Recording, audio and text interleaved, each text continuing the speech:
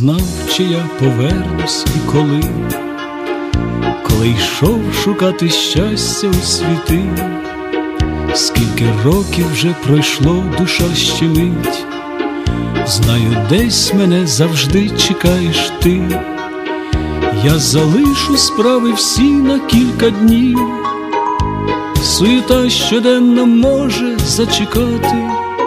Сяду в поїзд і повернусь в рідний дім, де в віконці виглядає мене мати.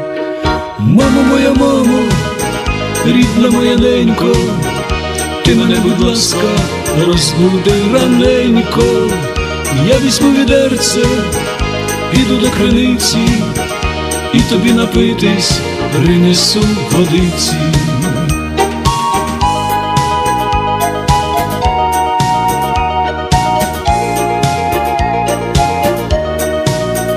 Ми з тобою тихо сядем у садку, посміємось, попечалимось удвох.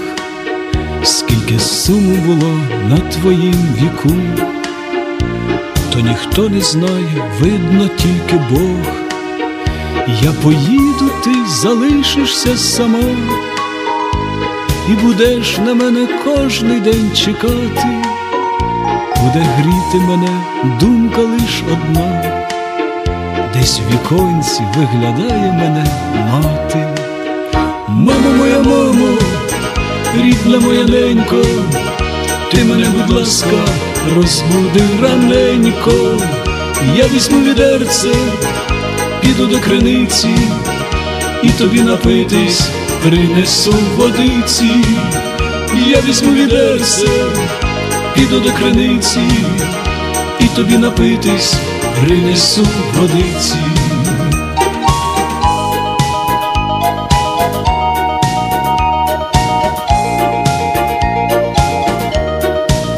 Мамо моя, мамо, рідна моя ненько, ти мене, будь ласка, розбуди раненько.